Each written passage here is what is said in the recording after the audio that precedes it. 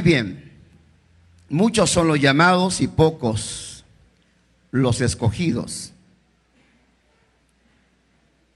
El día de ayer un hermano subió una publicación, más que todo una petición, porque en Sudán, que es un país musulmán, hay un hermano que es salvadoreño y que está capturado, lo han capturado, y hoy, justamente hoy, iba a ser el juicio, hermano, y a todas luces se vislumbraba un veredicto condenatorio, lo cual significaba la decapitación para él.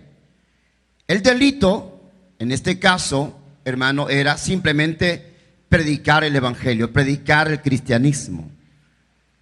Ustedes saben de que en los países musulmanes, hermano, no perdonan a un cristiano que profese primero y segundo que publique o predique la palabra de Dios. No sé, yo no he leído ahora si alguna respuesta de lo que de la petición que él subió ayer, pues, ¿verdad? Porque este hermano salvadoreño, como misionero en Sudán, como le repito, hoy era enjuiciado, ¿verdad? Dice, pues, ¿qué se podía esperar? Él pedía oración para que Dios hiciera algún milagro en ese caso y pudiera salir de ahí, poder salir bien librado, pues. Muchos son los creyentes, hermano, que en esas clases de países mueren. Nosotros acá ni cuenta nos damos. Algunos, porque preferimos vivir, voy a decirlo así, relativamente, en una burbuja, en nuestro mundo. Y cuando digo nos gusta vivir en una burbuja, porque no nos gusta ni siquiera leer noticias. No nos damos cuenta del acontecer mundial y de cómo hoy en día, por ejemplo, ISIS, en todos los países como Irak, Siria, Irán, o sea, también conocido como el Centro Islámico, creo que así se conoce, hermano, están tomando control y esta agrupación que las instituciones internacionales antes lo catalogaban como una entidad terrorista, ahora ya no se le cataloga así, sino que se le cataloga como una secta satánica, porque está el Centro Islámico o ISIS, que es, hermano, un ejército islámico armado, radical en todo el sentido de la palabra. Su propósito es masacrar y extirpar a toda clase de cristianos y a los judíos también. Están tomando bastante control de los países musulmanes, moderados, digámoslo así, los gobiernos musulmanes moderados, y son radicales. Frecuentemente se mira en las redes sociales cómo esta gente decapita a los cristianos masivamente o simplemente les da fuego hasta matarlos, por supuesto. Entonces, pero aún así muchos misioneros latinos y aún de nuestro país están siendo enviados a esos países a riesgo de su propia vida. Ellos ya saben el riesgo que corren y aún así van a predicar el evangelio. No son esa clase de personas como nosotros, que muchas veces dije ya, nos gusta vivir dentro de la comodidad, dentro de una burbuja. Sí, se vale decir eso, pues dentro de la situación de violencia que se vive en el país. Entonces estamos ahí tranquilos, ¿verdad? No nos molestamos. Mira, ves, no se metan con nosotros, ¿verdad? Mira, ves, no nos toca a nosotros. Lo demás no interesa mucho. Pero la realidad del mundo es otra, hermanos. Por ejemplo, ustedes saben bien también que estuvimos hablando hace 2 semanas, 3 semanas, acerca de las 4 tétradas de lunas rojas. ¿Se recuerdan, verdad, hermanos? Y ayer viendo las noticias, en efecto, ¿verdad? El meteorólogo que usted conoce, ¿verdad? Por lo menos mucha gente lo conoce, Moisés Urbina, habla de que en efecto el domingo, a la hora que vamos a estar terminando nosotros acá nuestro recibimiento después del retiro, va a comenzar a eso de las 8:40, creo yo. Si alguien se recuerda, por favor, corríjame. Va a comenzar a verse, hermano, la 4ª luna roja. Va a durar, tengo entendido, como 4 o 5 horas. Si no está nublado, usted podrá verlo. La superluna se llama, dijimos ya, superluna, porque pues de acuerdo a la órbita elíptica que tiene la Luna alrededor de la Tierra, en ese momento va a estar bastante cercano a la Tierra, por lo tanto se verá más grande de lo normal. De tal manera que el domingo usted podrá ver esa luna roja, si es que no está nuboso en horas de la noche. ¿Qué significa todo eso? De lo que estoy hablando, hermano, de Isis y de la luna roja y bueno, hermano, las cosas que usted ve que están pasando hoy en día, como el terremoto que se dio hace 2 semanas allá en Chile de 8.3 grados y un día después parece, o 2 días después también en Argentina. Y bueno, tantas cosas que están sucediendo hoy en día.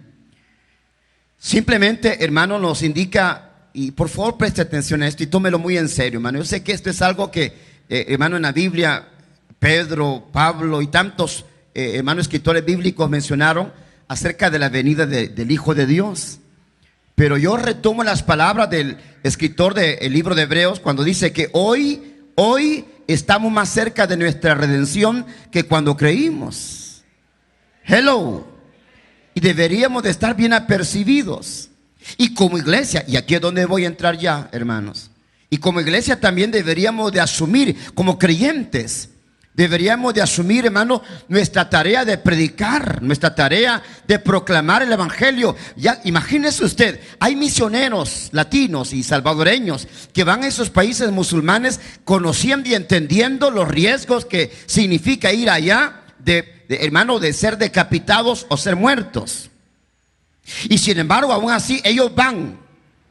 Y hermano, ¿cuánto más nosotros que estamos en un país donde todavía, gracias a Dios, tenemos libertad para poder predicar la palabra, salvo alguno que otro loquito, ¿verdad?, religioso que, hermano, pueda tal vez molestar, pero nada grave. Entonces, si no lo hacemos, hermano, Dios nos lo va a demandar. Primero, y aquí voy a entrar en materia, dije ya, primero porque el profeta Ezequiel lo coloca a usted y me coloca a mí y dice que somos atalayas. Somos atalayas para que prediquemos la palabra y llamemos la atención del pecador de su pecado para que se vuelva. Segundo, en Mateo 28 Jesús también hablaba de que, hermano, nos delegó la gran comisión para ir a predicar su palabra, para ir a predicar su evangelio. Y esto de la comisión nada tiene que ver, hermano, porque muchos han creído de que la tarea de la proclamación del evangelio es exclusividad o responsabilidad única de los pastores o de alguno que otro que habrá que levantar y se autorice dentro de la iglesia para que lo haga. Y yo les recuerdo de que eso no es así. Yo les recuerdo que la predicación del evangelio es responsabilidad de todos los que estamos acá sentados. Hello. De todos. Si usted se reconcilió ayer, usted es responsable de predicar la palabra. Si usted recibió a Cristo la semana pasada, usted es responsable de predicar la palabra. El apóstol Pablo en 2 Corintios capítulo 5 habla, hermano, de que Dios nos ha dado a nosotros, hermano, el ministerio. Fíjese 2 cosas, lo he dicho en otras veces. Nos ha dado no solamente la autorización, sino también dice, nos ha dado el ministerio de la reconciliación y nos ha dado la palabra de la reconciliación. Es decir, Dios nos ha delegado, nos ha comisionado para que vayamos a reconciliar a los hombres con Dios. Y para eso nos ha dado la herramienta que es la palabra de Dios, la palabra de la reconciliación, para que le llamemos la atención de su pecado. Por eso esa misma carta, ese capítulo también dice, hermano, dice como que si Dios rogase por medio de nosotros, dice, reconciliaos con Dios. De manera que si aquí en esta noche, o los que nos están viendo por televisión, allí en sus casas o donde quiera que usted se encuentre, caballero, señora, joven, quien quiera que sea, usted quizás es un profesional, un médico. Yo no lo sé, si usted que nos está viendo por televisión debe de saber que este es un tiempo donde hay que buscar de Dios, porque Jesucristo vendrá lo más pronto que pensamos. Aleluya. ¿Usted cree que por gusto, hermano, se dan toda esta clase de rarezas, voy a decirlo así, sociales, como lo son, por ejemplo, la aprobación de los matrimonios homosexuales, la aprobación del aborto, cosas que, hermanos, van en contra de las Sagradas Escrituras? Cuando usted lee, por ejemplo, la carta de Pablo a Timoteo, habla, hermano, de la clase de seres humanos que habrían en este tiempo final. Dice: hombres sin afecto natural, desleales, impíos. Y bueno, hay una lista exhaustiva ahí que describe precisamente todas estas, hermanos, situaciones que estamos hablando, que son cualidades o características previas a la venida del Hijo de Dios. Entonces, mis amados hermanos, es tiempo de levantarnos, proclamar y predicar el evangelio a toda criatura. Ojo, pero aquí viene el punto. En esta parábola que leemos nosotros, se habla de la parábola de las bodas, el banquete de bodas, en donde se menciona, y lo leo acá, dice el verso 2, el reino de los cielos es semejante. El reino de los cielos es semejante a un rey que hizo fiesta de bodas a su hijo. Y bueno, esta parábola que Jesús mencionó y que luego, hermanos, se revela un poco más en Apocalipsis capítulo 19, cuando, hermanos, se habla acerca de la famosa boda del Cordero, en la cual ustedes y yo vamos a estar ahí. En la cual ustedes y yo vamos a estar ahí. No todos quizás. En esa fiesta de la boda que ya se aproxima, ya está pronta, la iglesia de Jesucristo estará ahí como la novia, como la desposada del Cordero de Dios. Dale fuerte el aplauso al Señor. Aleluya. Dice: el reino de los cielos es semejante a un rey que hizo fiesta de bodas a su hijo, y envió a sus siervos a llamar a los convidados a las bodas, a los invitados. Aquí, hermano, le voy a mencionar así rápidamente por motivo de tiempo. Hay dos categorías o dos clases de personas. En primer lugar, los que estaban invitados. Los que estaban invitados para las bodas. Dice: mandó a llamar a los convidados a las bodas. Y mas estos, dice, no quisieron venir. No quisieron. Aquí se puede hablar de dos cosas. La primera, hermano, que lo que dice Juan capítulo 1, de que Jesucristo vino a los suyos, vino a su pueblo, a Israel, y los suyos no quisieron, no le recibieron. Los que debían estar, hermano, invitados a las bodas, los judíos, rechazaron al Hijo de Dios y dijo: no, eso no es con nosotros, y rehusaron. Pero las bodas estaban preparadas, las bodas estaban listas. Y, hermano, dado que no quisieron los primeros, entonces dice la Escritura, verso 4, volvió a enviar otros siervos diciendo: decid a los convidados, he aquí he preparado mi comida, mis toros y animales engordados han sido muertos y todo está dispuesto, venid a las bodas. Mas ellos, sin hacer caso, se fueron a su labranza, a sus negocios, y otros, tomando los siervos, llegaron a más, dice, los afrentaron y los mataron. Obviamente que está hablando, claro está, del pueblo judío, del pueblo hebreo. A los suyos vino y los suyos no, eso no es con nadie, y lo mataron. Pero viene, hermano, el Señor, dice el rey, verso 7, al oírlo el rey se enojó y enviando sus ejércitos destruyó a aquellos homicidas y quemó su ciudad. Entonces dijo a sus siervos: las bodas a la verdad están preparadas, mas los que fueron convidados no eran dignos. Id pues a la salida de los caminos y llamad a las bodas a cuantos halléis. Y saliendo los siervos por los caminos, juntaron a todos los que hallaron, juntamente malos y buenos, y las bodas fueron llenas de los convidados. Y las bodas fueron llenas de convidados. Ok, como los que estaban invitados no quisieron, el rey dijo: bueno, a sus siervos, vayan ustedes y bueno, traigan a todo lo que encuentren, buenos, malos, porque todos los preparativos están hechos y que esto no se puede perder. Y comenzaron a traer. Fueron a traer, agarraron por aquí y por allá, buenos y malos. Y esto a mí me llama mucho la atención, porque aquí es donde ustedes y yo entramos, hermanos. Aquí es donde ustedes y yo entramos como iglesia de Jesucristo. Porque, y usted lo sabe bien, Israel es el pueblo de Dios. Ha sido, es y seguirá siendo el pueblo de Dios. Aunque ISIS o el Estado Islámico trata de destruir los países árabes y musulmanes, tratan de destruir a Israel, eso no se puede. Históricamente y proféticamente eso es inalcanzable. Solo Dios puede hacer eso, pero como es su pueblo, lo va a amar toda la vida. Por eso en el capítulo 9 de Romanos, cuando Pablo está hablando acerca de Jacob y de Esaú, le invito a que vaya por favor un momentito al libro de Romanos. Romanos capítulo 9.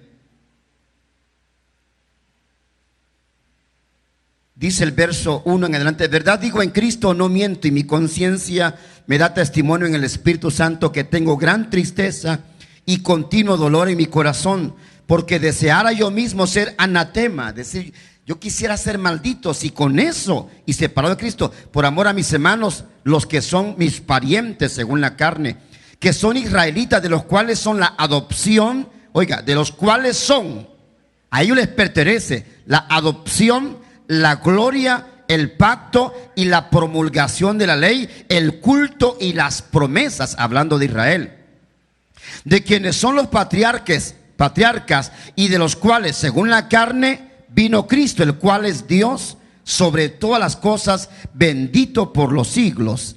Amén. Entonces Pablo dice acá, yo quisiera que mi pueblo fuera salvo. Y no me importa si yo me perdiera y fuera anatema, fuera maldito, pero mi mayor anhelo es que mi pueblo sea salvo. Y es entonces, hermano, cuando el apóstol Pablo también hace la alegoría de Rebeca, ¿verdad? De Jacob y de Esaú. Dice el verso 12, se le dijo, el mayor servirá al menor, como está escrito, a Jacob amé, mas a Esaú aborrecí. ¿Qué pues diremos? ¿Que hay injusticia en Dios? En ninguna manera. Pues a Moisés dice, oiga lo que dice, hermano, tendré misericordia. ¿Está conmigo ahí, hermano? Verso 15, hágame el favor de leerlo conmigo. Dice, pues a Moisés dice, tendré misericordia del que yo tenga misericordia y me compadeceré del que yo me compadezca. Así que, ¿qué dice ahí? No depende del que quiere ni del que corre, sino de Dios que tiene misericordia. Ok, y aquí me interesa detenerme un momentito, porque la salvación, como le dijo Pedro a Jesús cuando él preguntó quién era él, y Pedro le responde, tú eres el Cristo, el Hijo del Dios viviente. A raíz de lo cual también Jesús le responde otra vez, le dice, bienaventurado eres Pedro, porque no te lo reveló carne ni sangre, sino mi Padre que está en los cielos. Entonces quiere decir que la salvación, la salvación sí, y la revelación divina viene de Dios, no viene de los hombres. Hello. Dice acá el verso 15, de nuevo se lo leo, dice, tendré misericordia. ¿Qué dice ahí? Del que yo quiera tener misericordia, y me compadeceré del que yo me compadezca. Así que no depende del que quiere ni del que corre, sino de Dios que tiene misericordia. Y yo sé que esto choca, hermano, con el entendimiento humano, porque hermano, nosotros hemos sido llamados a proclamar, a predicar, y no me quiero perder de la parábola en la cual estamos basando el pensamiento de hoy. Pero hermano, hay un llamamiento, y debe haber un llamamiento, tiene que haber. Pero no te de nuevo a la parábola. Y antes de continuar con esta porción que hemos leído en Romanos 9, los convidados no quisieron venir. Entonces el rey envía a sus siervos y dice, vayan por los pueblos, por las calles, las aldeas, y traigan buenos y malos. Dije ya, es ahí donde ustedes y yo entramos. Porque nosotros, hermano, no teníamos ninguna invitación. La invitación era para Israel. Pero, hermano, ahora porque Israel no quiso, hemos entrado nosotros. Aunque no merecíamos, sin merecerlo, estamos bajo la gracia y bajo la misericordia de Dios. Ay, no, mi hermano, dame un fuerte aplauso al Señor, hermano. Usted debe estar agradecido con el Señor por eso. Aleluya. Entonces, ¿por qué, mire, hermano? Ustedes y yo estamos acá y dice este verso 15, yo voy a tener misericordia del que yo quiera tener misericordia. A mí nadie me va a imponer A mí nadie me va a imponer a quién yo voy a llamar. Yo, dice, hermano, voy a llamar al que yo quiera llamar por mi misericordia, porque no depende del que quiere ni del que corre, sino de Dios que tiene misericordia. Y insisto, yo sé que esto choca con la lógica humana, con el entendimiento humano, y es aquí donde, hermano, aunque no voy a entrar en detalles, hermano, doctrinales, sin embargo, hermano, usted va a encontrar en la Biblia que la palabra escoger, escogidos, hermano, es una palabra que se repite, y la palabra escoger es seleccionar dentro de un grupo de lo que sea, ya sea cosas o seres humanos. Dios elige, y Dios lo ha elegido a usted, y Dios me ha elegido a mí para salvación. Y deberíamos de estar alegres por eso, hermano. Ahora, quiero aclarar entonces y corregir lo siguiente. Hablaba de dos categorías, pero realmente son tres. En la parábola primero se habla de los que estaban convidados y no quisieron. En segundo lugar se habla de que como los convidados no quisieron, entonces se llama a quien quiera que fuera, bueno o malo. Aunque yo aclaro una vez más que si estamos acá no es por bueno, sino por malacates. Sí, la gran mayoría no crea que éramos, hermanos, mansas palomas, inocentitos, que no rompíamos un plato, que no mataban una mosca. Ah, no, hermano. Que hay unos que han sido, mejor ni digo. Entonces, los convidados no quisieron. Y como los que no quisieron, entonces, en segundo lugar, se llamó vayan ustedes y agarran al primer pelón que agarran. Y al primer pelón me agarraron a mí. Y Pedro lo dice, se recuerda, hermano. Pablo se mete también ahí, dice, hermano, dice, no éramos merecedores, pero de los cuales yo era el primero, dice. Y Dios tuvo misericordia de mí, dice Pablo, no mereciendo tal honor. Permítame hacer una breve pausa aquí y decir lo siguiente, hermanos. De verdad, ustedes y yo debemos de sentirnos privilegiados, honrados. ¿Alguien me está entendiendo? Yo me he preguntado toda la vida, hermano, ¿por qué Dios me llamó a mí? ¿Usted nunca se ha preguntado por eso, hermano? Porque yo estoy seguro que muchos de ustedes, hermano, tienen familias y amigos a los cuales se les han hablado el evangelio, les han predicado, han orado por ellos y no han querido venir. ¿Me están oyendo, hermanos? Y no han querido. Y usted está aquí, adorando. Y como repito, hermano, vuelvo a mencionar el caso de Pedro, ahí en el capítulo 16 de Mateo. Bienaventurado eres, Pedro, porque lo que ha dicho no te lo reveló carne ni sangre, sino mi Padre que está en los cielos. Ahora entonces, hermano, es impresionante pensar de que Dios ha querido salvarle a usted, ha querido salvarle a mí, no porque lo merezca, es más, ni porque le buscara,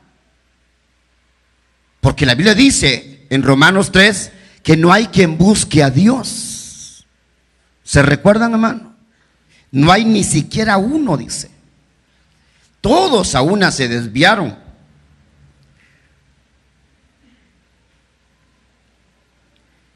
Dice el verso 9, ¿qué pues? ¿Somos nosotros mejores que ellos? En ninguna manera. Pues ya hemos acusado a judíos y gentiles que todos están bajo pecado, como está escrito. Oiga lo que dice, no hay justo ni aún uno. No hay, oiga, no hay quien entienda. No hay, ¿qué dice ahí? No hay quien busque a Dios. Permítame decirles lo siguiente, hermano. Ustedes y yo tenemos que sentirnos privilegiados, porque fue Dios quien nos llamó. Ya leímos en Romanos 9, 15 y 16. Yo voy a tener misericordia del que yo quiera tener misericordia, y me voy a compadecer del que me quiera compadecer, de tal manera que no depende del que quiere ni del que corre, sino de Dios quien tiene misericordia. Entonces, ¿qué nos dice eso, hermano? Y sumado a esto, no hay quien busque a Dios, no hay quien entienda, no hay ni siquiera uno. Mire, hermano, ustedes y yo, no nos engañemos. estamos acá no es porque un día, ay, yo quiero buscar de Dios, ay, yo amo a Dios, ay, yo necesito de Dios. Mi hermano, nosotros lo que menos queríamos era buscar de Dios.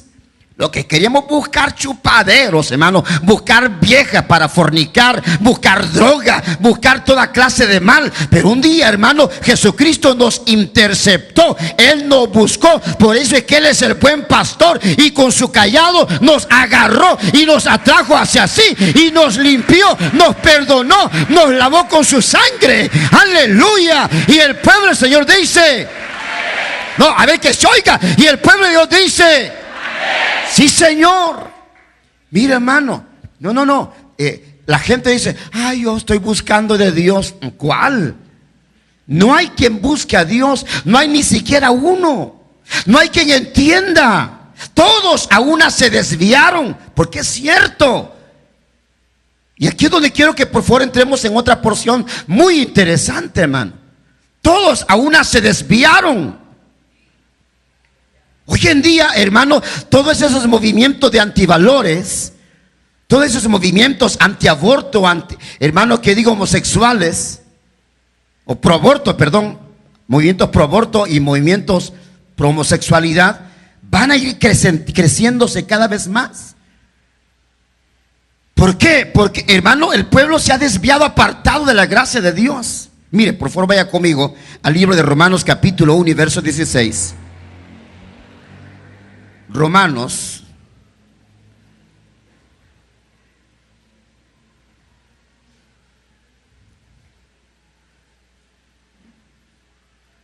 interesante esto, por favor leamos el verso 18, dice, porque la ira de Dios se revela desde el cielo contra toda impiedad e injusticia de los hombres que detienen con injusticia la verdad.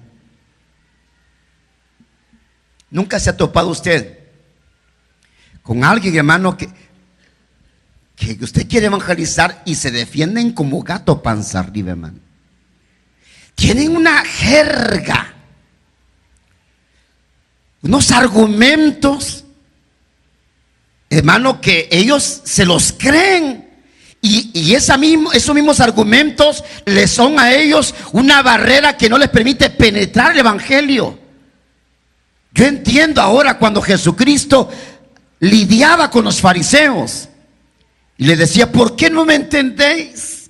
¿Por qué no entendéis lo que os hablo? Se recuerda, hermano, en San Juan 8, 44 y 45. ¿Por qué no entendéis mis palabras? ¿Por qué no entendéis lo que yo les hablo? Y así el Señor. Y luego Él da la misma respuesta. Dice, verso 43, ¿por qué no entendéis mi lenguaje? ¿Por qué no podéis escuchar mi palabra? Ok, por favor, permítame hacer otra vez una pausa acá. Jesús dice, ¿por qué no entendéis mi lenguaje?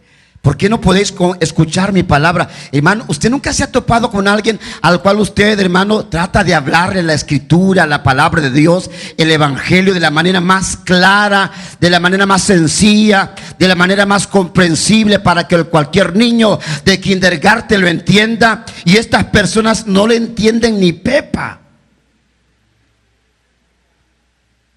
Y se defienden, como dije, como gato panza arriba, usando sus argumentos. Es que usted los evangélicos, y que eso acá, y que la Biblia es mentira, y que la papel aguanta. Y hermano, comienzan. ¿Por qué no entendéis mi palabra? ¿Por qué no podéis escuchar mi palabra? ¿Y por qué no entendéis mi lenguaje? Dice el Señor.